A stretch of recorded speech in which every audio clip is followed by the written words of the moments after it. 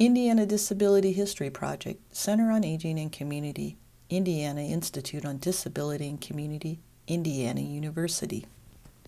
Hi, I'm Kim Davis and I live in Bloomington, Indiana, and I just recently retired from the Indiana Institute on Disability and Community, specifically working at the Indiana Resource Center for Autism here in Bloomington. Great. Well, I know that you spent a lot of time here, so how and when did you get into this line of work? It was totally by accident.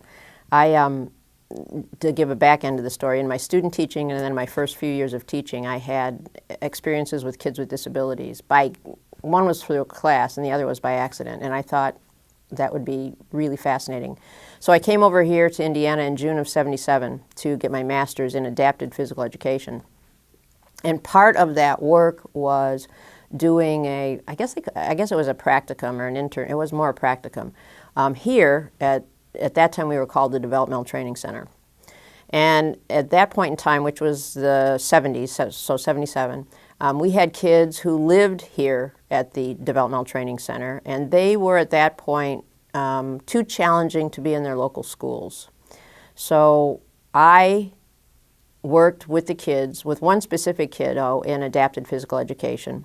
I participated in the IEP process. I participated in meeting with parents and developing the lesson plans for this girl in adapted PE. So I did that for a semester, and then I thought, well, I want to finish the year, for Pete's sakes. So I asked to do an independent study second semester, and I worked with the little girl as well. And this little girl had autistic-like tendencies, they said at that point, and we can get into that in a little bit. But so I worked the whole year here, and I was thinking about what am I going to do now that I have my degree, because it was like basically a year and a half program. And that August of '78, my supervisor here called and said, hey, I just got a job coaching basketball. Would you like this job? And I went, well, why not? You know, and she said it'd only be a year appointment because of the equal opportunity. They'd have to post it. But since they're in a bind and the kids are coming, would you like it? If you wanted it, it's yours. And I said, sure. And I thought, well, if I like it and I do a good job, they'll keep me. And if I don't like it, it's going to look good on my resume either way if I leave. So that's how I got here. It was really, it was really an accident, totally. But it was a good accident. It was a really good accident. Well, you said it was called the Developmental Training Center, right, and kids lived here. Exactly. So was it like a mini institute? And what I'd like you to talk about is what was life like for the kids? You know, you talked a little bit about why they were here. Right. But could you go into detail about why they were here, how long they stayed, what their day looked like? What was the age range? You know, just the age range and family involvement. Did the parents come visit them? Did they just drop them off and run? Okay. All right.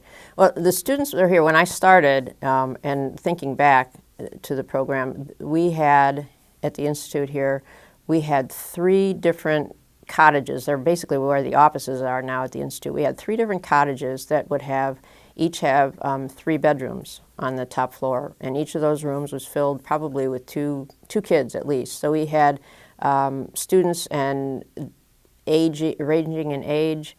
I think the youngest we had was 5 who lived here, and then went up to at one point age 21. So, but it varied year to year to year. The children came in from all over the state. We had one who came down from Hobart, which is all the way up by Chicago. We had another one that came up from Salem.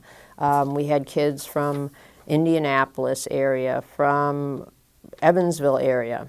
And the reason these students were all here was because their local schools said that their behaviors were so involved, so challenging, that the local schools didn't know how to support them. They said, we don't have the services, we don't have the knowledge or the skill base to serve these guys. And remember, this was back in the 70s when kids with disabilities weren't necessarily as visible or as involved as they are now. So the schools approached, as far as I can tell, the schools, I think, approached the DTC and said, we have this candidate, we'd like him to come. And I'm not sure what the selection process was, but there were kids who had language or some who had minimal language, some who had no language. They all had significant challenging behaviors. Some were self-injurious, some were very aggressive toward everyone else. So they were kids who were challenging. The deal was that when they would come here, the school system and the parents would both work and meet with the staff here from the DTC, so we could help them develop home programs for the families, and then school programs to ultimately get the kids back to their home and to their home school. So families were as involved as they could be. Like on Sundays, there was always something when they brought the kids back, for the families to do, whether they were meetings or whatever. And then on Fridays when they picked them up, there was something going on too for the families. We also offered family support activities for them during the year where they would come down and do things with the staff. The day for the kids was pretty packed. It was pretty structured. There were a lot of staff. I mean, where they lived in the cottages or our offices, so they had to have a house manager, and then they had all sorts of assistants who would help the kids learn their adaptive living skills, so the kids would learn how to get dressed, how to take a bath or shower, brush their teeth, all that, making a meal. So that was their morning. So they started very, very early learning and being engaged, and then they would march their little selves up to the school building, and there was staff that would accompany them, of course. And when they came into school, they had either small group or one-to-one. They had speech and language. They had adapted PE with me. They had lunch in the room for a while, and then I think at some point during some of those years, some of the kids went down to the elementary school cafeteria, which is where they were. After school, they had a recreation program that I helped with sometimes, and they would take the kids out into the community, do activities in this very room that used to be the recreation room. And then in the evenings, it was just kind of like winding down, helping fix dinner, taking a bath if they did that again, getting their jammies on. And so the day for the kids was really packed, really packed. So what was the time frame of kids being here? Oh, gosh. Okay. The years? Well, would the expectation be they're here 1 year, 2 years, indefinitely? Okay. The goal, I think the optimum goal was for a kid to be here a year. We want the kid to be here a year, get the program, get the parents involved, and bye. I don't know if that happened for very many kids. I think most of the kids that I remember were here at least 2. And so the hard part was when school was out, at the end of the year. What I recall is that for a number of summers we had a small or a short, like summer institute kind of time or a program for the kids so they could come back and get their services, but at the same time teachers from around the state would come and that would be part of their continued learning. And they would actually learn how to support the kids and work with the kids too. But that wasn't the whole summer long. So a lot of these guys went home for most of the summer. And it was funny, after the kids had been here a year, the parents were saying the kids couldn't wait to get back to the structure and the safety and the activities that we were doing here at the DTC. Okay, and this is just a question on it. Yeah. Worth putting the interview. So rather than, did parents think about sending their child here versus a state hospital? Was that something that they even considered, or was this something so entirely different because it was short term, where many people who go to the state hospital, there is no plan to return? Would that be the key difference? I think for a lot of the kids, I think the difference in being sent to a state hospital and being sent to the DTC at that time was that this was looked at as short term, and this was also, I think because a lot of the families had young kids, they were still incredibly hopeful that their child would evolve. And I don't know if any of them were hoping for a cure for their kids, but I think they were still parents that were hopeful. Interestingly enough, when we had parents of kids who were older, there was definitely a shift in kind of their perception of what was going on. It was almost they were resigned to the fact that my kid has a disability, he's not going to get any better. If you guys can do something for him, yippee. If not, it's okay too. So I think in the beginning when I was here, a lot of the folks were younger, and so I think the option of going to an institution or a state hospital was not what these families wanted. They really wanted that education piece. They thought, we're gonna make this work. So I think and the schools basically said if they don't come down here, they're going to a hospital. So the families, I think, were very much the ones who pushed coming to the DTC. So the schools oftentimes made the referrals to the families. Yeah, the schools made the referrals and said, here's an option, what do you think? And who paid for it? I think the local schools paid for it. I think it was, I'm not sure, I don't remember. I don't think there was cost to families because I think it was due to the fact that the schools didn't feel they could provide for the students, that the schools footed the bill for the kids to come down here. Okay. Do you have a story of a child that maybe you remember from here and you watched them, come and then leave, and then maybe you heard about how they did in public school? Wow. And maybe you do, maybe you don't. Yeah, there's a lot. There's a lot of the kids. They're all old now. There's a lot of them I think about and I wonder about. There's one young woman. I can tell you a couple stories. There's one young woman who came here, and she was incredibly self-injurious, and she was here the first year I was here, and I got to walk her up to school the first day. And not only was she incredibly self-injurious, but she just moves like a turtle. I mean, there's nothing about her that's fast. Her language is fast. She moves, slow, and she moves slowly. So we ambled our way up to school, and she was moaning the whole way up. No, and just moaning. So and I thought, well, this is not a problem. She's not hurting herself or doing anything. So we get to school, and I'm waiting to open the door to go into the school, and she was standing right by the wall, and she boom, boom, boom, hit her head 3 times against the wall, cracked it open, and I thought, first day on the job, I'm done. I'm toast, with this. But we got her in. She hadn't really cut herself a lot. But I watched her change over time. Initially, she used all her self-injurious behaviors to get out of any activities. Well, we figured her out. We got her involved in activities that she liked. We figured out ways that she couldn't hurt herself, and her language started coming. She seemed more relaxed. She got more invested. And I know that she's still in town now. And I know she has lived with someone in an alternative family. Her parents were both elderly and have both passed on. And she does have a sister elsewhere in the state.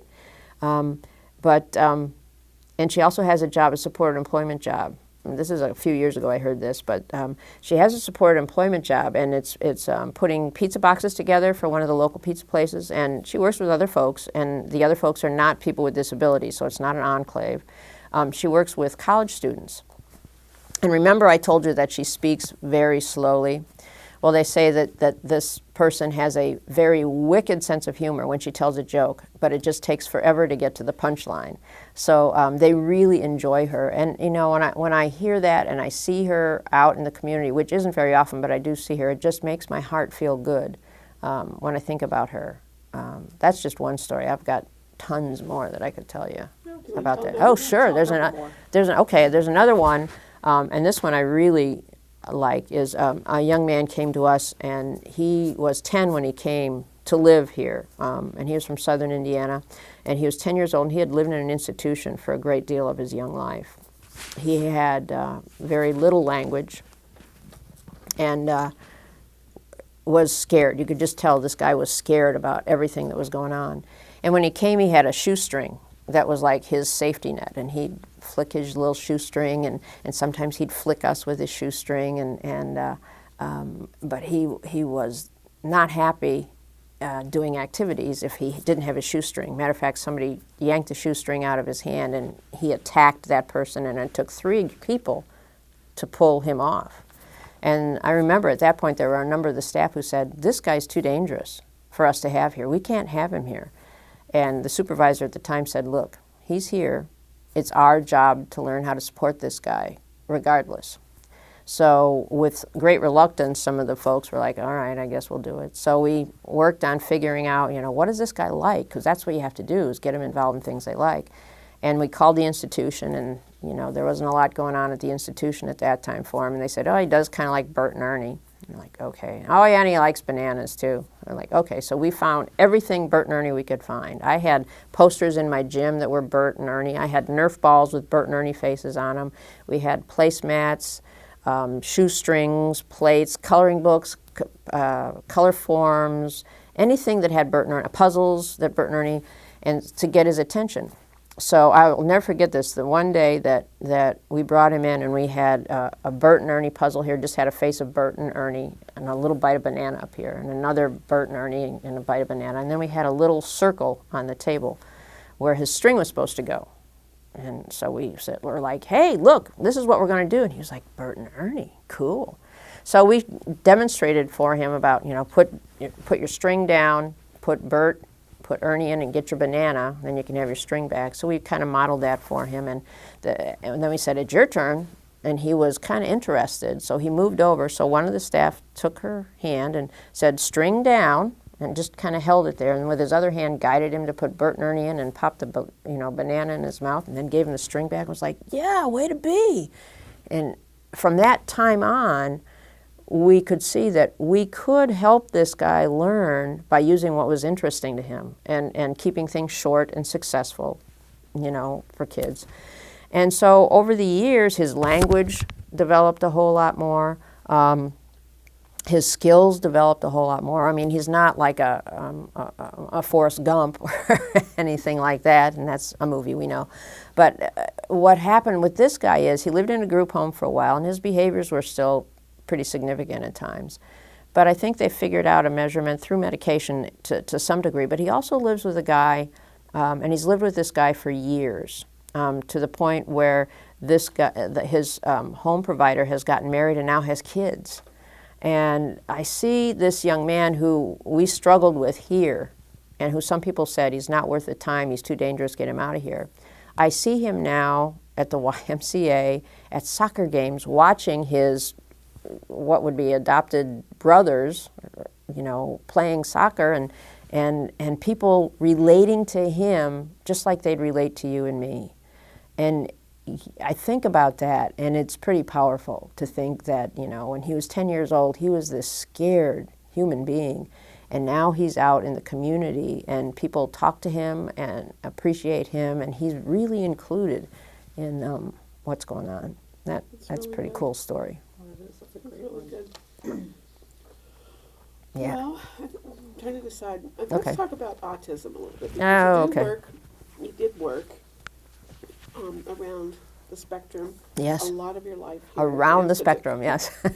So, I guess there's two things I want to talk to you about. When you first, you said that early it was called autistic-like, which was a label that I used to write in social Yeah, histories. yeah, everybody did. So can you talk to me about the relativity, how that's kind of a new diagnosis, how it has moved from autistic-like to now there's a lot of labels within the autism spectrum, Sure. and why there are so many more people who are diagnosed. Okay.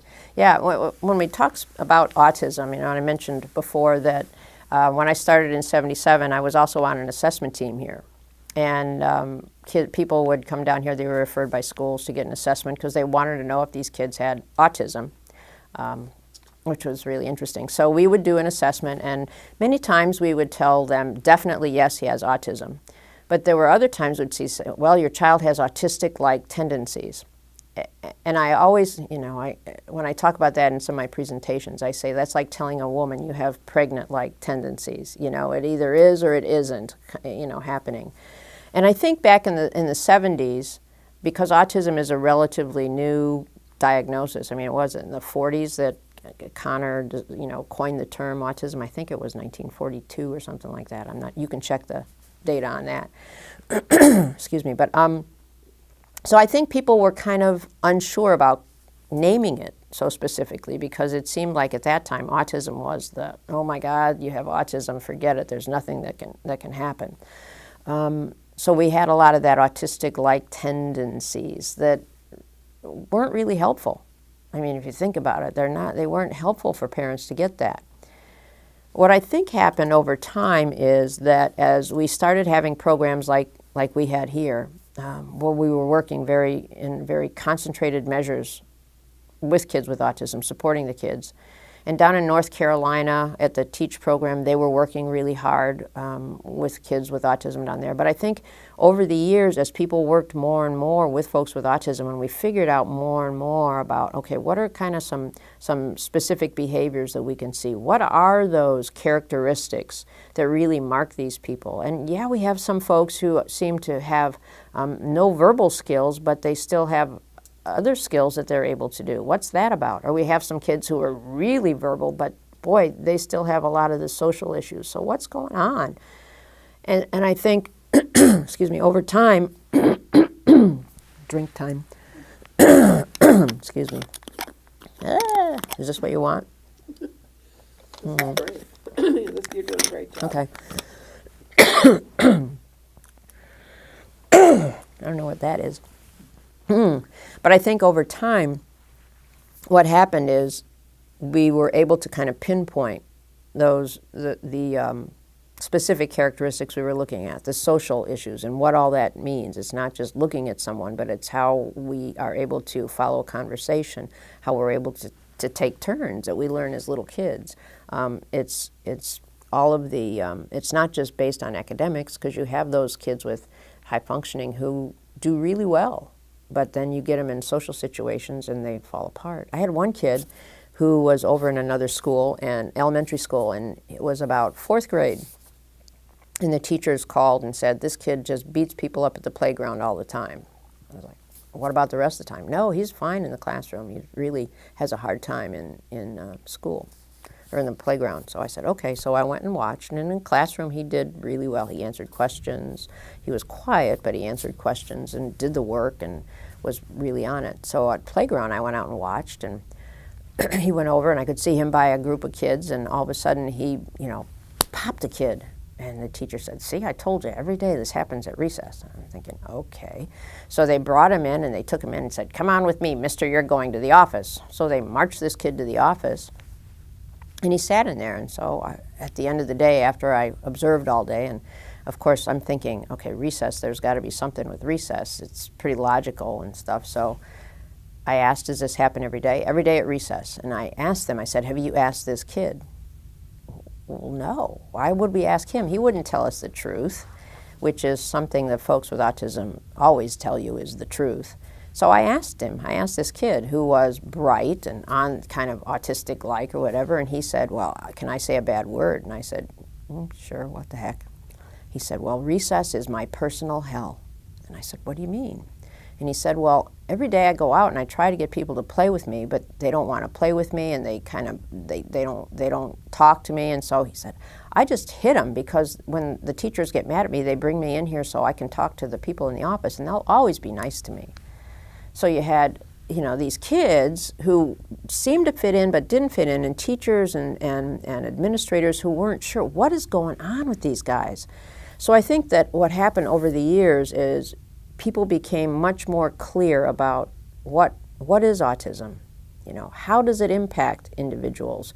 What are we looking at when we're looking at this broad spectrum, basically, is what they call it, of kids who all seem to share the core characteristics of social deficits and channels in communication. And some folks have big sensory issues too. So I think what gradually happened is people realized we needed to really name this, as a spectrum. And then, you had Hans Asperger, who coined the term Asperger's syndrome, who are the people like this young kid, very bright, very articulate, but socially they just don't fit in. You have the kind of classic Dustin Hoffman from Rain Man autism, and then you used to have this PDD, pervasive developmental disability not otherwise specified, which were kids who maybe had communication issues or maybe had some social issues, but didn't really fit complete. They were like the autistic-like, if you will. But I think that's all going to be changing with the new DSM-5, but I'm not sure how that's going to impact everybody. But so I think what happened is, getting back to the why are there more people? I do think that there are more people on the spectrum. I really do. I think part of it is that we are better at assessing and calling a spade and saying, you know, we have the spectrum, you have a kid with Asperger's, you have a kid with PDD, you have a kid with autism. But I really believe that there are more people who are somehow impacted with these common core characteristics. And I, you know, where my belief, I'll just tell you why I think that's true. I'll just go on into this.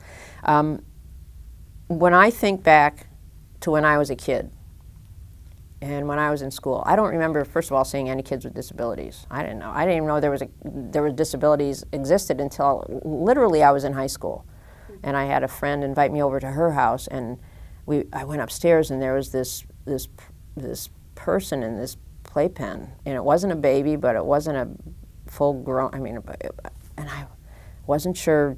I wanted to stare, but my mother taught me not to stare, so it was really weird. And my friend Lois said, "That's just my brother Timmy. You know, he has a disability, or he's handicapped." That's probably what she said, and he stays home with Mom.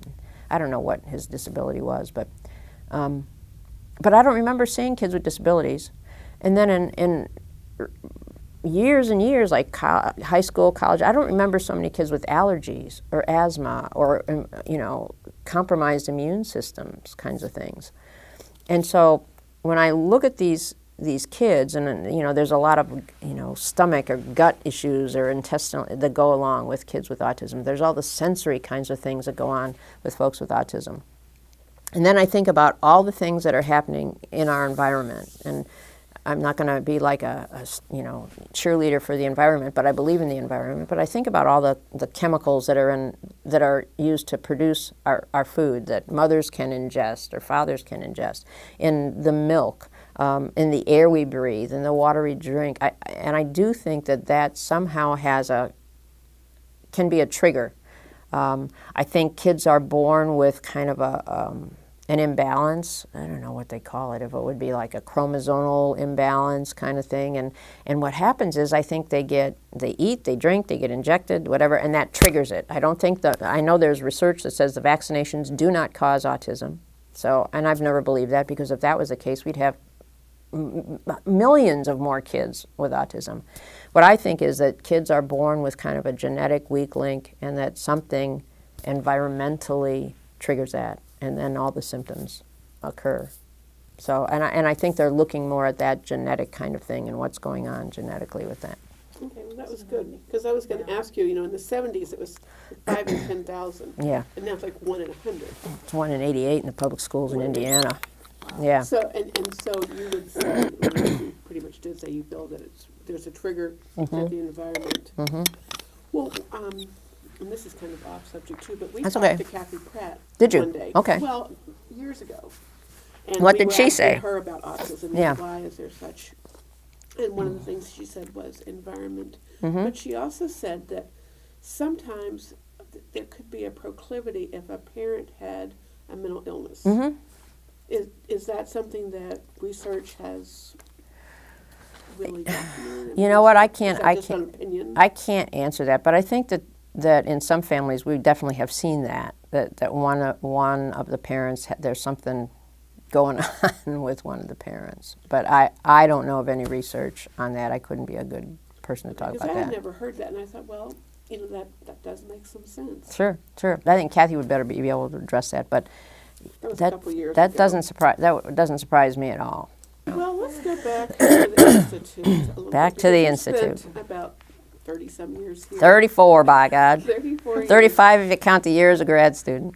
So, what are some of the major influences that the Institute has brought to the state? Or what would you say have been some of the most significant pieces of work that the Institute has contributed to the state that basically is improving lives of people with disabilities? Well, I think, first of all, just the fact that we exist is pretty cool. Okay, you got to put my question in there. Oh, okay.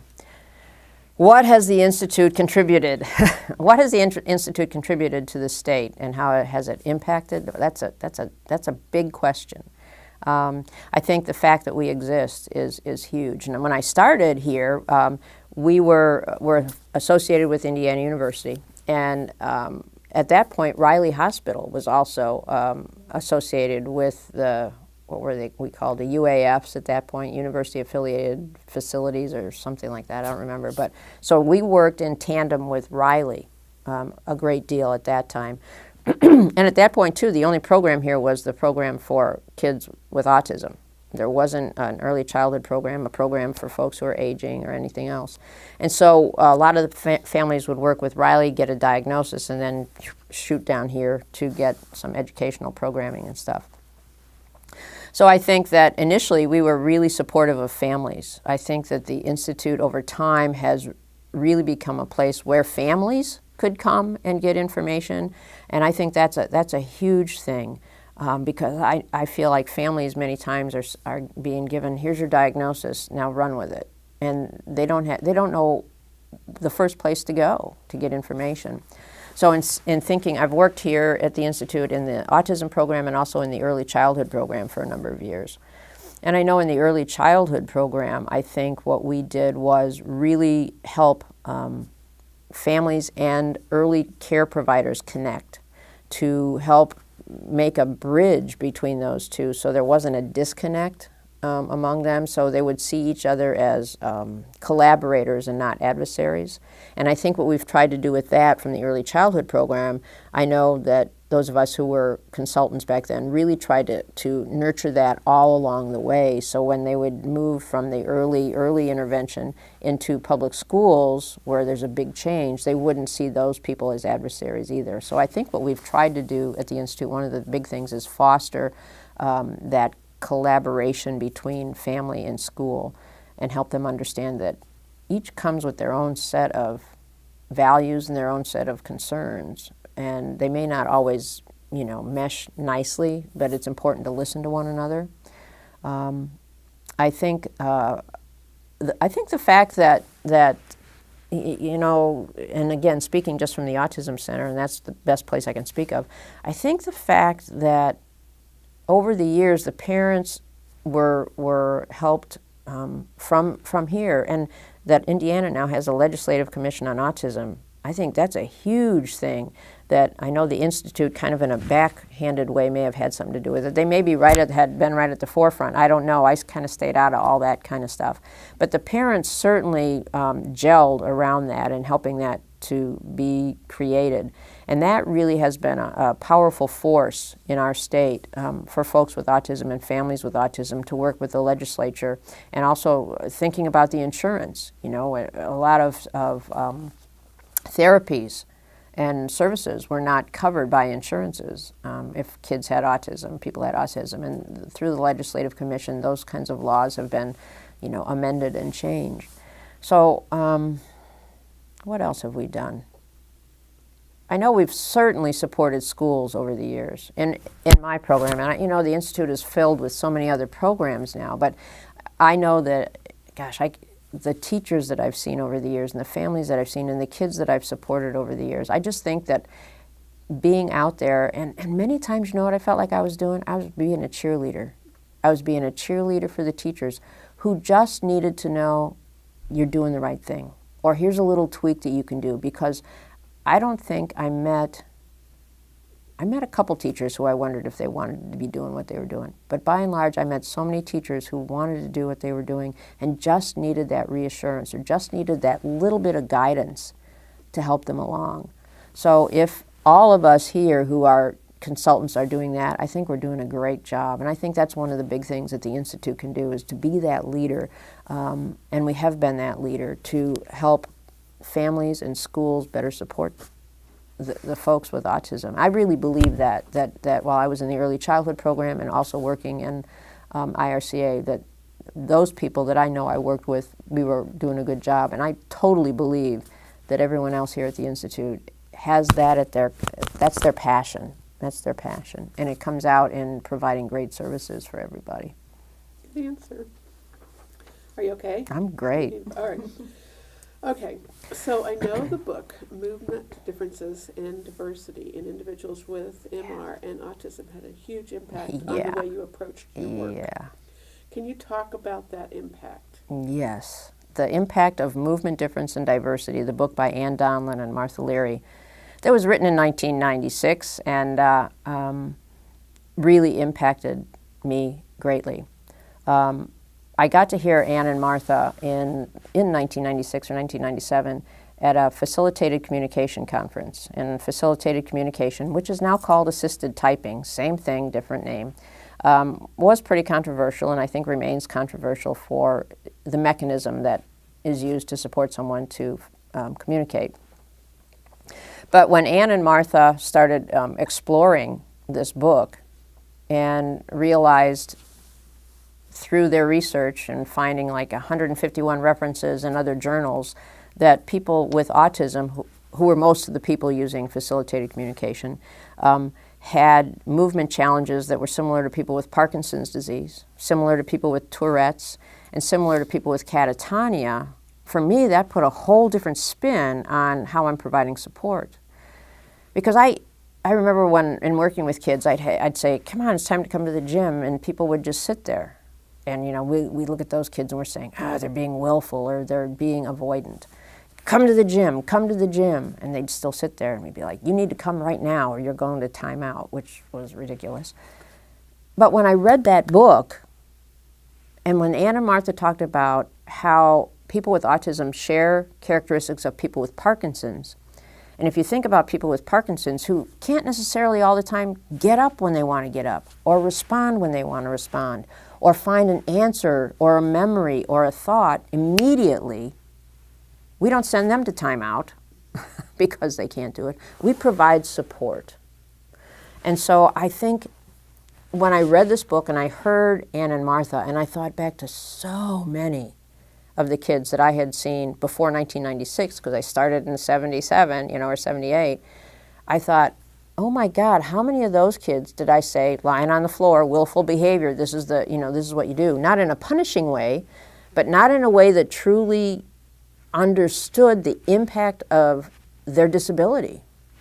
So after I read the book and I heard Anne and Martha talk a few times, I thought, I have to share this information. If nothing else, to get people not to jump to the conclusion that these people are doing things willfully. It's not that they're unable. It's not that they won't. They can't necessarily provide the responses we want, whether they're bodily or orally, without some support. So over the years, I put together a presentation on movement difference, and I called it a challenge to reframe our thinking, because that's what I had to do. I had to go back and think, wow, what I was doing was fine for the time. I was doing the best I could with the tools I had, but now I have this new information. What am I going to do with it? So when a kid is lying on the ground or not getting out of their chair, am I going to go immediately to they're being willful? No, I have to come back and think, what can I do to provide support to this person so they're better able to respond? So,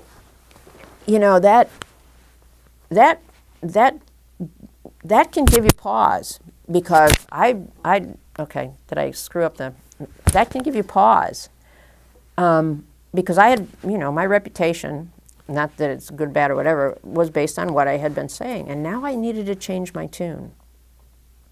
And that's hard for a lot of people.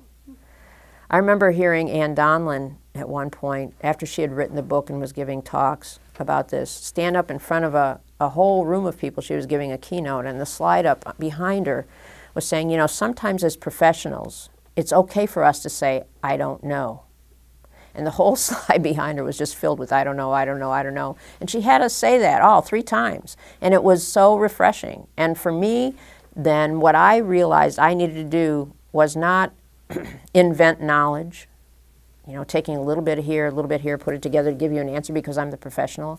I realized I could say I don't know, but I also realized that we weren't seeing the full scope when it comes to how autism impacts people. And so for me, my biggest hope was when I would do that presentation or share that information, I would give people enough information that they may just pause and reconsider their next move before they kind of jump to conclusions. And I think I did that. I mean, I've had some pretty decent impact on that. But for me, that whole book and that whole concept really spoke to the humanness of all these people with disabilities, people with autism. And I think sometimes we forget about the impact that disability has on the human being. And we want them to respond in the way we want them to respond. But we forget they have a disability. And it impacts them in many different ways. And it's up to us, the people without the disability, to figure that out and provide that support. So, excuse me. So when you would say, you know, come to the gym, Mm-hmm. and originally you would think when they're sitting there, that's willful behavior. Mhm. They're being obstinate. Mm-hmm. You read the book. Mm-hmm. You realized they might want to come to the gym, but they just can't snap to it. Right. So now that you have the new information, you say, come to the gym. Everybody's different. Everyone's going to respond differently. What would be some examples that you would say? Wait 30 seconds. Wait 45 seconds. Ask again. Go over and, you know, what would be some examples that you would throw out? Because I know one example is not going to fit everybody. Right, right. But when people would say, so how long do we wait, Kim? How do Right. we know if it's really a Right. movement difference or they're just being Right, obstinate? exactly. I get the questions all the time because when I get called out, excuse me, or when I got called out, it was called out because there were challenging behaviors. I never got called out when things were happy, you know, which is a real drag part of the job. So, you know, so I talk about movement difference, and then people say, how do you know if it's a movement difference, or how do you know when it's behavior? And it's not easy. I can't go into any situation and say, that's a movement difference, by God. Oh, he's being willful. You better deal with this a different way. There's a long answer. I'll try to give you the short, long answer. The short, long answer. Well, number one, they have to know the individual. You can't just read the folder on the kid and think that that's going to be all the information you need. You really need to get to know the individual. And so I talk to every group I talk to, I said, you need to know the kid's strengths, interests, and preferences. You know, whether the strength is they can talk or they can work for 20 minutes on their own, they can go to the bathroom, all those are strengths. Interests might be the Bert and Ernie or Pokemon or John Deere tractors. And preference might be wearing shorts instead of long pants and sandals instead of shoes or cotton clothes or milk instead of water. But then there's another list that I don't think people look about, and that's the things that are what are fearful or frustrating for that kid. Because those are the things that will trigger behaviors, okay? So do we give them enough time to process? Do we give them a visual support? What are we doing? So those are things that I say we all need to do. Get to know that kid more readily. So we get a kid who's lying on the ground and he's not getting up or he's not coming to the gym. What do I do? Well, I think as a consultant, what I had to do was look and see what kind of warning did that person have? Is there a schedule for the kid? Do they know what's coming next? You know, and if that's not there, that could be an initial reaction of like, I'm not going here. You didn't give me any warning. I don't know what's coming next. Why am I going? Where am I going? Or if the kid's, you know, just sitting there and, you know, the schedule is there and everything's there for the kid and just kind of is sitting, then I might think maybe they need a little more support. Maybe they need a tap on their arm to get their body to wake up. I have a young man who graduated from Warren Central High School, used facilitated communication. Didn't get FC until he was in 5th grade. And the first thing he typed out was, tell my mom I'm not retarded, which was pretty cool. So they moved him from special ed into gen ed, and he graduated with honors from Warren High School. But what he would say is his body would go to sleep. His brain was fully engaged in class, and then when it was time to move when class was over, he couldn't because his brain had been engaged in whatever was going on. And he needed someone to tap him on the arm or his shoulder to wake his body up so he could move. So what I might do then is go over and, you know, provide the kid with that support to get them up. And by and large, when I would provide that after I read the book and I went into situations and I did provide that kind of stuff, it worked. It was amazing. It worked. So, I mean, and there's so many instances because every person is an individual and their movement difference, or even people with Parkinson's, their Parkinson's will impact them differently. It's so sad because I know of 2 unpublished dissertations where people have interviewed folks with autism, and these people are adults and they talk about the movement difference and how it impacts them in so many different ways. there's a woman, Sue Rubin, who CNN interviewed, and they did a video, a documentary called "Autism is a World," and Sue talks about movement difference and how it impacts her, and it really impacts a lot of the sensory issues for her. Hearing is she may bang her ears, and stuff because things are too loud, and that can get into some of the sensory issues and that get into processing that is part of movement difference too. So I mean, movement difference is, it sounds, so Parkinson's, catatonia and Tourette's, but there are so many little other areas that are involved in it, but it's important for people to understand it's there. It's not a new diagnosis. It's just another way of kind of really looking and getting at someone and getting to know that individual. And I think it's really important information. Very good. It was really good. Okay, so here's another topic. Basic. Yeah, you need to take a little break. I need a little drink. I'm getting phlegm. Any pictures, of any of the kids you've talked about? Well, probably couldn't use those. Yeah, I couldn't use those. Because we're thinking also when people tell stories, what we could use as a role. So that's something that, as you're talking, being in the back of your mind. I have, that you could give us. I have some, well, Sue Rubin you might be able to put in, I don't know, she's kind of a public figure, but I have some of the pictures that were used in the video for me that they did.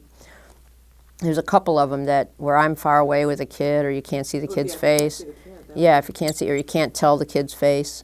Yeah, I can give you some of those. I'll just bring you the little packet over, and you can pick through. There's only a few, but and I don't know about. Oh, Ann Donlin is all over the internet, and Martha Leary. You can find we could pictures of certainly, them. when you're talking about that, have a picture of the book. Things like that. So It's 100 pages that changed my life. It's the best. I tell people it's the best book on autism I ever read, because it's not the same. It's not autism as a social communication blah. It doesn't. It goes. It just goes off in a whole different direction, and looking at autism is very, very differently. And that was refreshing, and it also really was truly more educational than any of the stuff I had read before. It gave me more meat, more information to really gnaw on and use. some good strategies to support people and think about. Oh, God, yeah. Well, I know that we both had a love for Herb Lovett and loved his way of talking about behavior as communication. Yeah. And I know that you were involved in writing a book about that. So would you talk about what that means? Behavior. When people say behavior is communication. Right, right. Talk about that. Yeah, Herb Lovett was a wonderful human being he was another person who had a huge, huge impact on me. I remember the first time I heard Herb speak was in Philadelphia at a behavior conference, and I had heard about Herb, but I hadn't really heard him, and he just blew me away. He really talked about people with, hi David. He really talked about how all people deserve respect and all people deserve dignity. And he also talked about how we would go into institutions and work and support people who didn't have language and helped their quality of life improve. So his message just really struck me. And I think in my work as a young person, I was 27 when I started working here, and what did I know? But I always felt like with some of the folks who I supported who didn't have language, and I know other people have said, I know there's something going in on there, and because you can look at the eyes sometimes, or I felt I could look in somebody's eyes and know there's words and messages in there that there's no way for this person to let me know right now. And the only way they can let me know is when they get pissed at me and they fall down, or they attack me, or they bite me, or they giggle uncontrollably. So we know that there's stuff going on. So over time, before I even heard Herb, I kept thinking that, there's something else going on. So I think when I heard Herb, it was like, yeah, behavior is communication. These guys do, that's all they have, is their behavior to communicate. And so I had been talking to people in my presentations and in consultations that you need to listen. There's a reason that this guy is doing this, and this is all he has to tell you. So Sue Dixon and I had been doing a presentation for years called the Behavior Communication Link. Excuse me. The Behavior Communication Link, which really is our belief that all behaviors do communicate, whether we're nodding at someone, whether we're giving someone eye contact, whether we're looking towards something or turning away, whether we're screaming, whether we're shaking our fists at someone, everything is communication. And when we're supporting someone with a disability, even someone who has a disability where they can still speak, but at times they may be so mad they can't find their words, just like you and I might be, we again as the support people need to realize that we need to learn to listen, which is what Herb used to say, learning to listen differently to people who have a diagnosis. It's up to us again who supposedly don't have a diagnosis. We may have one, who knows, but it's up to us to listen differently. And I think, again, that's another message that I wanted to get across to people, that behaviors communicate and we need to listen differently. Hang on. Am I answering the question that you want? Sure. Okay. Basically, I just want people to understand what it means. And then I'm going to ask you to give me some examples. All right. Okay, I think I'm good. Okay. Is there anything else you want to say about behavior as communication? And if not, can you give me some examples? Let's see, do you want examples of kids communicating? In the time that you saw behavior being a communication and what that behavior communicated. Okay. Well, when behaviors do communicate, most of the time, sadly, I think of the refusals that I'd see or the avoidance. You know, the kid who just would throw themselves on the ground when they were given a direction, even if they're given the visual schedule and everything, and they throw themselves on the ground, and you think, you know, the next activity is going to eat in the cafeteria, and it's just like, wow, why would they be throwing themselves on the ground? Then you have to think about, well, does going to the cafeteria involve? Well, it can be noisy, it can be smelly, there can be too many kids shoving and pushing, so it's looking at that one. Let's see, what else have I seen? I've seen kids who have come up to someone and just stood very, very close to someone. You know, it's not a negative behavior, but just standing very, very close to someone. Or go stand in front of the refrigerator. You know, there's a behavior right there that says, I'm thinking I'm interested in the refrigerator, or you. Or giving people something. I had one kid, I remember had gone to his house to talk to his parents, and at one point he came and just gave me my keys. Bye-bye, he said. It's like, okay, that's a big clue. You know, get out of my life. So those are just some of the things, and I'm, you know, when I leave here, I'm sure I'll think of a bazillion others, but those are just some. That's good. That's a good one. I like the keys. Yeah, I was like, oh, God. And my little grandson now, if I'm following him around and he wants to sneak and do something, he'll, nope, I'm fine. I'm just like, No. yeah, I got it. All right, bye-bye. See you later. Okay, so let's talk about how things have changed for kids with disabilities in the school system during your tenure. Wow. Attitudes, opportunities. Things certainly have changed over the years for kids with disabilities. Maybe not as fast as we'd like things to change. When I think of starting here, we had the the kids had the segregated program through Monroe County Schools here, and there weren't necessarily opportunities for kids to be necessarily mainstreamed, is what they called it.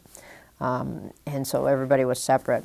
But over the years, and thinking about kids in public school, more visibility, just having those classrooms in the schools was good because at least kids would see those kids. The sad thing was they were always in a clump, you know, and no one approaches a clump of anybody who's different. I mean, I don't approach a clump of Harley bikers because they scare me, you know, but I got to know one Harley biker and I was like, really? You're a Harley biker? So now I'm not like as intimidated. And I think that kind of analogy is happening in the schools, or has been over the years. You have the kids with disabilities who are in the school, and the typically developing kids see them, and they're not as scary as I think they once were. So I think that's a really good thing. I think more and more kids are being supported to be included in general education with their typically developing peers. And I think the typically developing peers are the ones who are more apt to jump in and support the kid in natural ways, more so than the teachers. I think teachers or adults get so roped into the should-bes and the must-dos and this is the protocol that we use, that they get tongue-tied and arm-tied and they don't know what to do. And I think sometimes if we follow the lead of the kids' peers, they know what to do, and they do it in a very natural way. So I think things have changed. Kids are more included. They could be included more.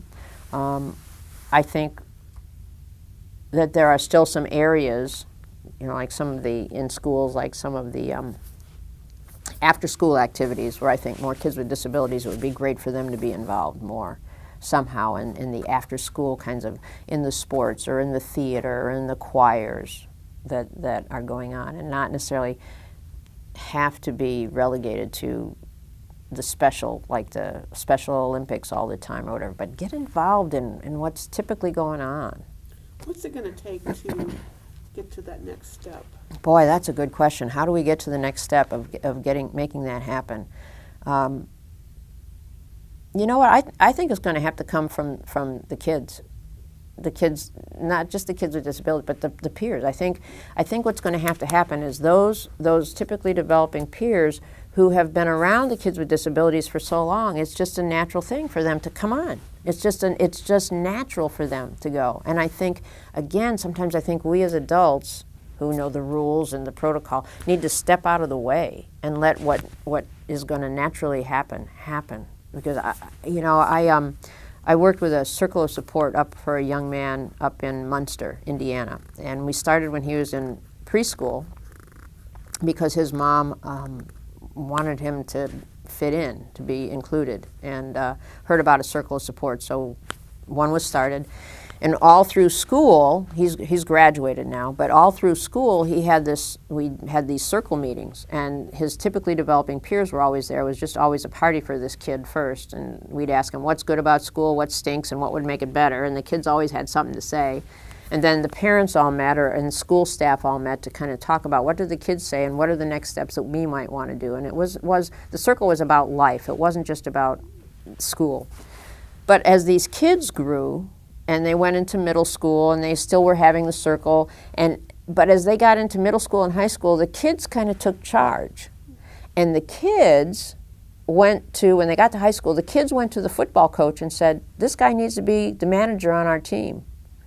He's always been our manager. He needs to be the manager. And the coach was like, well, okay. So he was the manager of their football and basketball team for the 4 years he was there.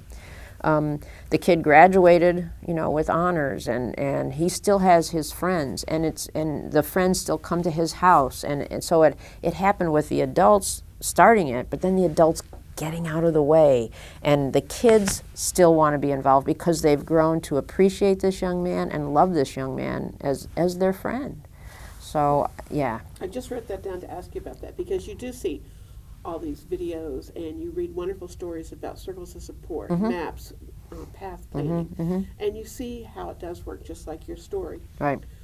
What would it take to make that more of an everyday thing, not just one story you hear about or one circle?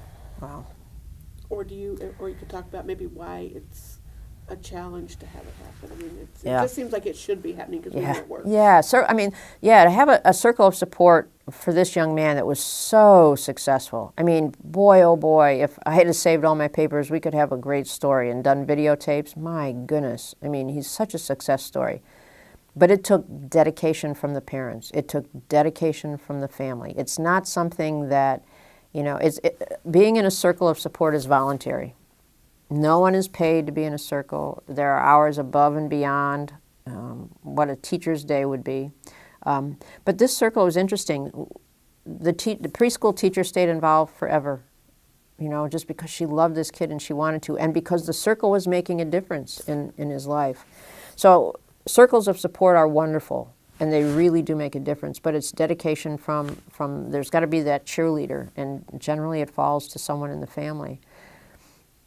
And I think, I don't think it's a good thing for everybody, because I think what would happen if people were required to do a circle of support, it would turn into just another meeting, another IEP, or another thing that I have to get through. So for a circle of support or a circle of friends to be truly successful, I think it has to come from a place of, I want to change this person's life. I want this guy to have a life that's meaningful and wonderful. And it can't come from a place of, I got to do this. So it takes dedication, commitment, and I think the ability to envision a bigger life, to envision something bigger and grander than what happens for people with disabilities. You know, I think initially everybody's like, oh my God, this is all they can do. This is all they'll be able to do. And what I think a circle of support can do, or using the tools of MAP and PATH, which are really looking at the future, I think what that does is it helps people to dream. And I think for families with disabilities, it's hard to have that dream. You know, and with this young man, they had another son who was going to college and stuff, and he said, well, you dream for him, why not for him? And they hadn't even thought about it. They were so focused right here today that the circles of support and MAP and PATH allow them to expand what they're doing. And that took, you know, guts and courage on their part. And I don't think every family is cut out for it. I really don't. And for a family to do that, so maybe we don't know of any stories in Monroe County. I don't know any. Is that because, I mean, to get that started, would a family member have to have heard someone talk about this? Would they have to have witnessed something like this to even have that idea? Or would it be a teacher who says to the family members, you know, I've seen this work, you know, what would you think about this? Mm-hmm. Is that how it comes about? I think circles of support, or using a PATH plan or a MAP plan, are initially things that I think teachers have heard about. I don't think enough families have heard about it. That's the way this one started. Someone heard a presentation on futures planning, personal futures planning, and about circles of support, and told his mom, this would be a good thing. And so I don't think it's common language. I don't even think when we talk about disabilities, and I've talked about disabilities for years, I don't think that person-centered planning or personal future, or this, and when I started, certainly weren't terms. I don't know exactly, you might know, when the terms actually, when Marshall Forrest and Jack Pierpoint actually started circles of support or MAP and PATH. But I think certainly in the last 20 some odd years, I've heard those terms and know that they can make a significant impact on people, but I don't think families know about them as much as they should, and it's sad. And the families that do, I've worked with a number of other families who have wanted to start a circle of support, and it just, I don't know what it was, if it just didn't get going. And I think one of them, they didn't get kids involved enough, so it ended up being the adults talking, and it turned into almost like another case conference, you know, which was, why are we doing this? We ate M&Ms and everything, but they needed to get the kids. The idea is to make the life meaningful for that individual with a disability. It's not for all the rest of the people to get together and have yet one more meeting. So that was a special group. But I don't think that I do think that there are other people who could do it. I think they just need to have the information. And this mom is willing to talk to anybody about the whole process. But it's such a wonderful process for a person. Good. Okay, so this is something that you may have already talked about, but I'm going to just ask you anyway. Okie doke. So, how do you think you have personally changed and grown through the years? Wow, how have I changed and grown over the years? Wow, that's a good question. Well, I know that, you know, I listened to your DVD the other day, and you did talk about that there had been a lot of changes and a lot of growth. And Right. if you don't want to answer that, this No, is... that's fine. I just need to think about it a minute. It's like, what about? I think certainly I'm much wiser than I was. I think when I started working here, I thought I was one of those people who kind of had to categorize people with disabilities and people without disabilities, and now it's just like we're all people. You know, I could become disabled in a heartbeat. You know, it doesn't matter. So I think I've grown from categorizing people to just realizing we're all people. I certainly have grown in my ability to listen differently to all people, specifically people with disabilities. I think I've grown in my ability to have some empathy for families. Not that I didn't before, but I think in some times when I was younger, I might have been, well, just do it, just do it. And now I can understand. I think I'm better able to look at things through different lenses and not be so quick to pass a judgment, to say, well, if only they do this, to realize that every situation is challenging in its own way, and every person comes at things from their own perspective. And that I feel like part of my job was being a mediator. Not that I was ever trained in being a mediator, but I feel like I was able to do a better job at providing people avenues to see things differently. And I don't think I could have done that. I think this job has made me a better person. I really do. I think this job has allowed me such growth in all the things I just said, but just growth as a human being who really values every other person, regardless of ability and skills. That's just kind of a vague general, but it really has impacted me. And I like everybody who I've met over the years, really, too. It's allowed me to meet a lot of different people and hear a lot of different views and take a lot of different things in, and meet some incredible people like Herb and Ann and a lot of George and his mom. I mean, just pretty amazing folks. I'm blessed. That's very nice. So what do you see in looking forward in terms of services and support? What do you see as future trends and where we're going down the road in terms of making life better and more meaningful for people with disabilities? The future and making life meaningful for people with disabilities. I feel hopeful. And I feel hopeful because of what I said earlier about kids starting young, and for people who are our age, my age, and a little younger, I mean, things may be set in stone because people this is the way things are supposed to be. But when I look at kids and I go into schools and I see kids with disabilities just being kind of included, little wheelchairs being pushed across the playgrounds, and kids, of course, incorporating those kids, and teachers being better educated now about disabilities, so much more than I ever was. I mean, I got one textbook that covered every disability, and it was very generic. But I see the opportunities for teachers now being better educated about things. Information is out there. The internet, as much as I'm not a technology person, but the internet allows so many people, so many avenues to learn. Even YouTube. I mean, you can download, and so many videos that are out there for people to learn. So I think that the information is powerful, and I think visual information is a powerful tool too. So I see a lot of hope for folks with disabilities. I see them being more incorporated into everyday situations, whether it's school, employment, recreation, just the community in general.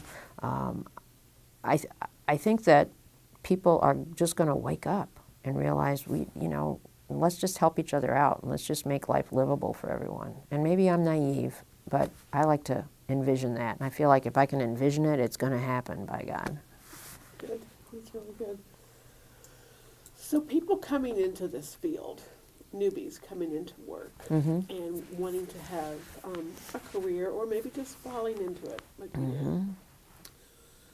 What kind of training do they need? What kind of education do they need to help them be creative, be supportive, think outside the box, so to speak, instead of just what you get in college to be an adaptive PE teacher or a social worker? Right. What do they need? What would have helped me in my job instead of my typical run-of-the-mill classes? What would I need? The current kids coming out of the Department of Special Ed, School of Special Ed. Wow. What would improve it to make them How more could prepared? services be better, and how could people be better prepared? Well, I think, and I think back to when I was going to school, I think being out amongst the kids you're going to serve, especially in schools, needs to happen sooner rather than later. I think somehow the universities and teacher preparation partnering with places like Life Designs here in town or whatever, to getting folks involved with folks with special needs much sooner rather than their senior year student teaching, whatever they're doing. Social workers, getting people more involved with the individuals who they're going to support, not necessarily listening to lectures all the time. I think there needs to be much more hands-on. That's one thing. I think having more mentorships set up, I think would be really important. I know that in public schools they try to set up mentors for new teachers, but many times those mentors are so busy that all they do is go in and check down and say, how you doing today? And if the teacher says, okay, it's like, good, I'll check back with you, and they may never get back. So I think more specific mentoring, I think, needs to go on. And I think, I don't know, I mean, where's Herb? You need Herb. What about, I guess, and you teach some classes. I have, yeah. Do people with disabilities ever teach the class? Do people with disabilities act as mentors? Maybe you could talk. When I taught my class on Intro to Disabilities, which I don't teach anymore because they put it online, and I said I wouldn't teach it online. Call me old-fashioned. I want to be in front of people. Yeah, damn them. But you can leave that in. I don't care. What I did with that class is I did some of the talking, but I made sure that somehow I had the young man with autism who uses FC came down and talked to my class, and it was really interesting because the textbook that I generally like said that FC, assisted typing, was voodoo, basically, and he just was like, duh, come on. And so the kids got into the young adults got into the interaction with that young man. Right away. One of the things that I had my students do when I taught class was they had to observe and interview a special education teacher, so they had to get out into the schools to see what was going on. And then they also had to go meet a family and meet the individual with disability. So they had that experience. And when I got my evaluations back, those three things that I thought were like, going to be really hard, they said that was the most invaluable part of the class for them, was actually seeing people, talking to people, having that face-to-face time. And so I tried to get people with disabilities into my class or get them exposed to people with disabilities as much as I could, because sadly, for the students in my class, that was the only class they were going to have on disabilities. And I had a lot of music education majors and then graduate students who were in education of some form or another. So it's powerful, I think, for people to be involved and on a face-to-face basis instead of just reading about it in textbooks. You need to have that heartbeat behind it. I would go in and talk to Sharon's class. Yeah. Each time. And she told me that class that she taught, which was something along the lines, Introduction to Disability, Right. but was the only class that these kids got the whole time that they were in school. And these were kids that were going to be general educators, and they were high school educators. Oh, gosh, really? Yeah, that's right, that's right. It's the only one. And I asked them how many of them thought they would see someone with a disability. And it was interesting. Not everyone raised their hand. Really? So I'm thinking, Yeah. you guys are seniors. Yeah. And you're already of the mindset that you're going to be working in a public school, and you think you're going to have no involvement with kids with disabilities just because you're not a special ed teacher. Exactly. Which was so disappointing. It is disappointing. I remember, yeah, you're right. And that makes me remember when I talked to Sharon's class, too. I did the behavior communication link, or when actions speak louder than words. And I didn't ask them that question, but I said, I come from the Autism Center. And I said, and I will guarantee you, probably half of you in this classroom will see, I will guarantee you will have someone in your classroom that has autism, at least, Asperger's, and you won't know what to do. Mm-hmm. So if you think that you're not going to get a kid, you're kidding yourself. You're totally kidding yourself. Well, I told them all of them would, because they would have someone in homeroom and study Yeah, there you go. band or whatever. You were on it, yeah. But I just couldn't believe that not everyone raised their hand. And I Yeah. also asked, how many of you know someone with a disability? Right. Probably half raised their hand, but the others didn't. Right.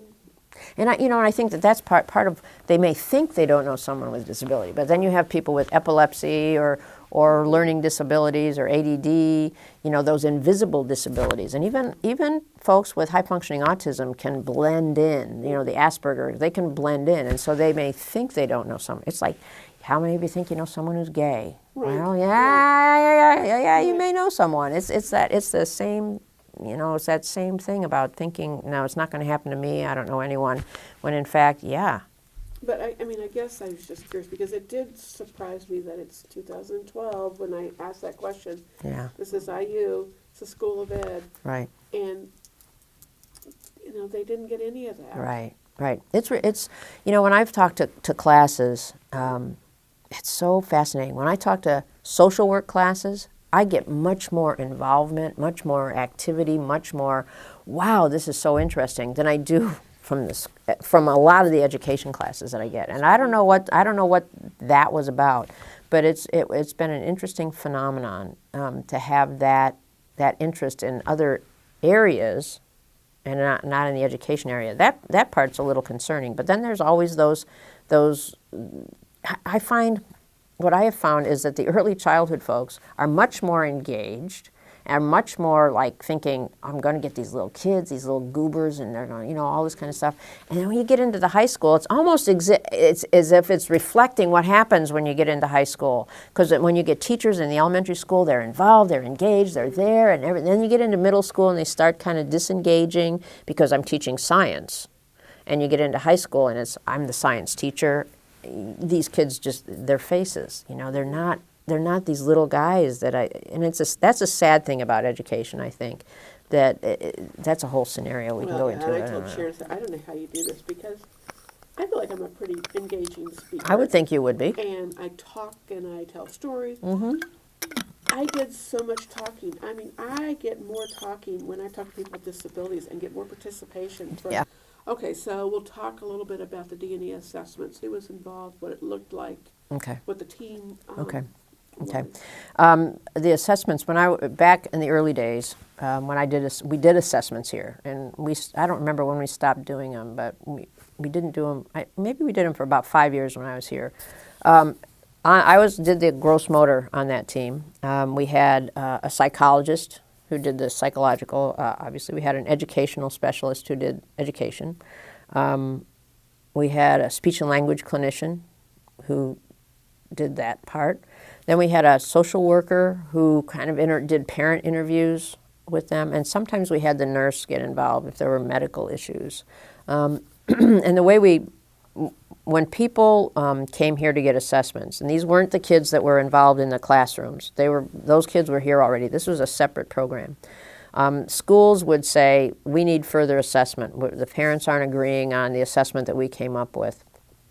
So they would come down here, and most of the time they would come down here, and so the psychologist would take the kid off. Everybody would take the kid off and do their own little assessment, and then we'd come back as a team. The family would go away. We'd come back as a team and kind of talk, and then bring the family back in and say what we, had discovered. And that's when autistic-like was used a great bit of the time. So that was one way we did it. Another way we did it, when we worked with like little kids, I was on a different assessment team with program Prepare, which was for little kids.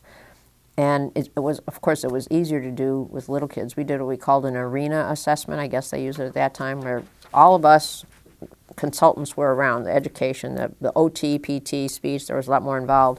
We would be sitting in a room, and we may use the parent to help facilitate things, like the OT might say, or the PT might say, see if you can get them to sit up, on their own, and then have them reach out to get a ball or reach out to get something. And then while they were doing that, the speech and language clinician could say, well, see if they'll reach up to get the ball, or they'll look over here if you say something. So we were all seeing the same thing with our disciplined eyes, which was really cool with little kids. And sometimes, like the PT would go in and work with the kid too, but sometimes it was getting the moms involved first to make the kid comfortable. So I like that much better than the separate and then coming back together. And the funny thing was that I would do the gross motor assessments, which was like basically play for kids. And many times I got the kids would make noises or say things or do things or weren't obstinate, willful in my setting. And so the other people would come and watch because they would hear the language. They would, and if you think about it, years later I thought about it and I thought, well, who would want to be taken away by a stranger, put in a little room and given toys to play with that they're not even interested in, and do that 3 times in a row before you get to go play? You know, just like I got the best deal out of the whole thing.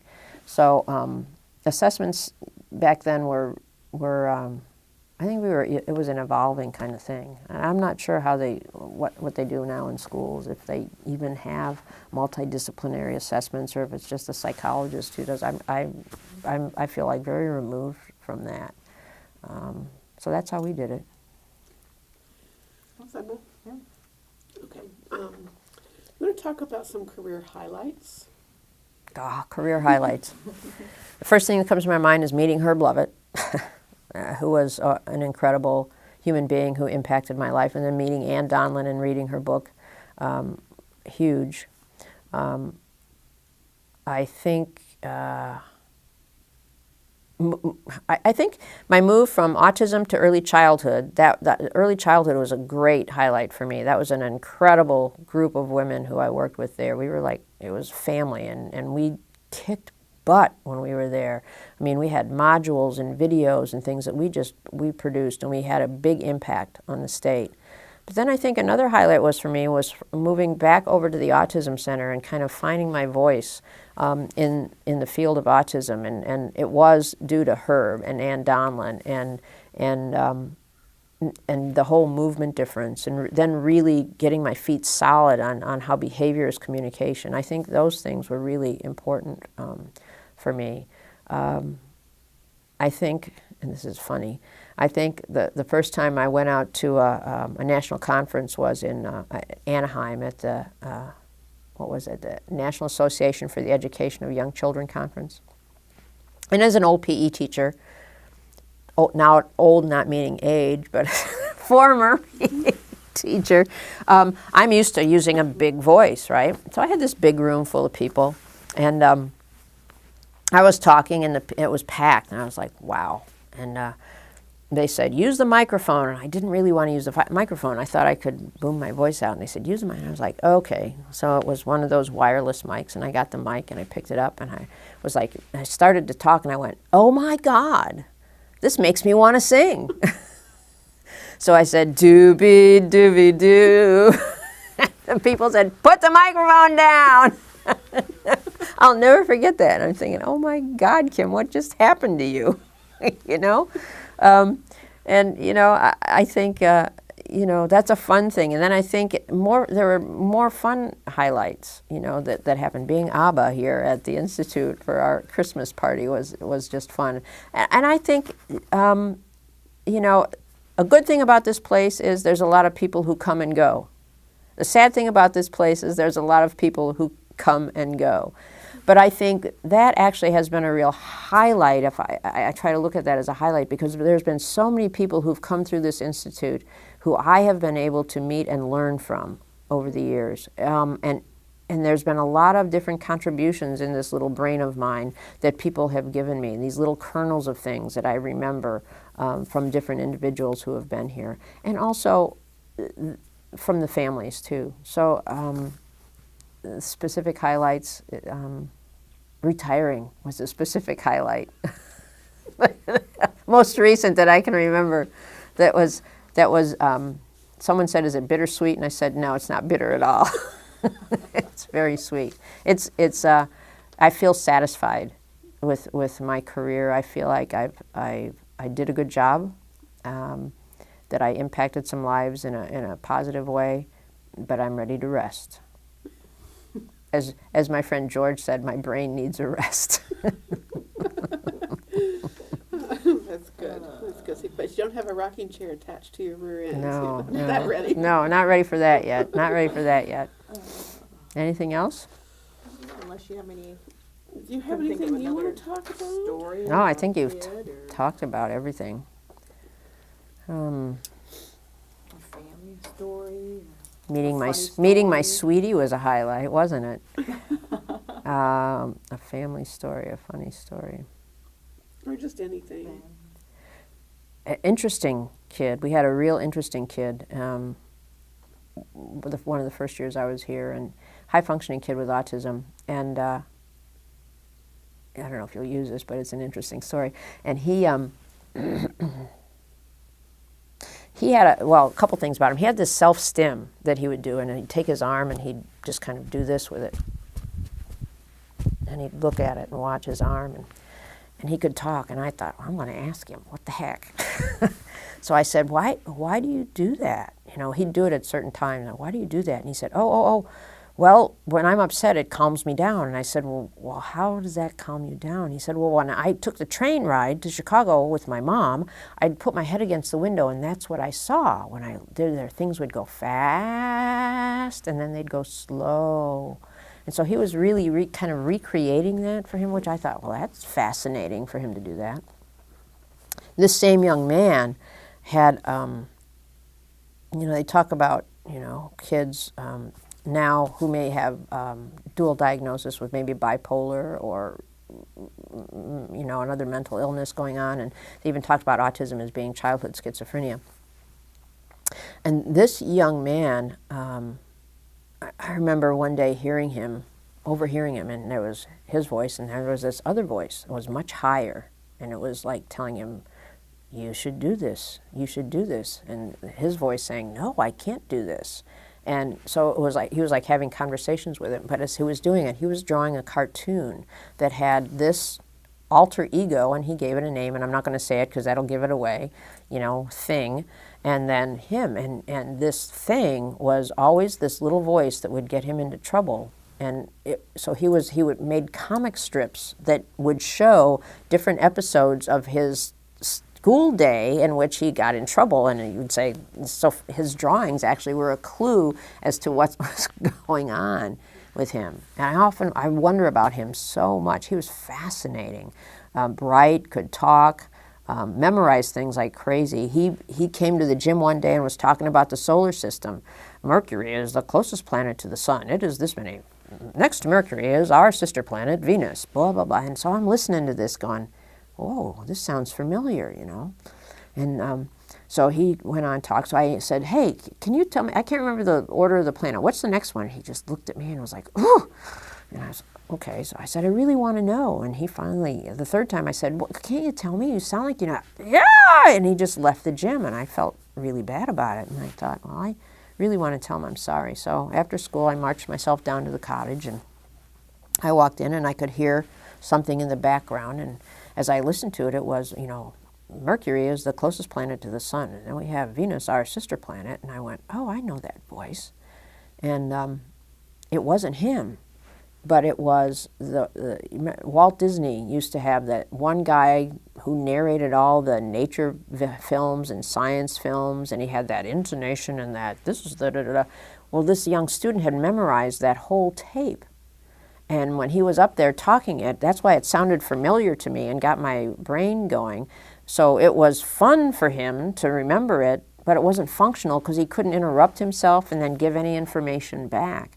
And, that happens a lot of times with kids, I'm sure kids with autism, but it may be other kids where they can memorize something and sound like they got it down. But then if you interrupt them or you try to make a tangent to that, it can't happen. And he got really upset because I was interrupting him and stuff. But he was a fascinating young man. I have no idea what happened to him or where he is. It would be interesting to know.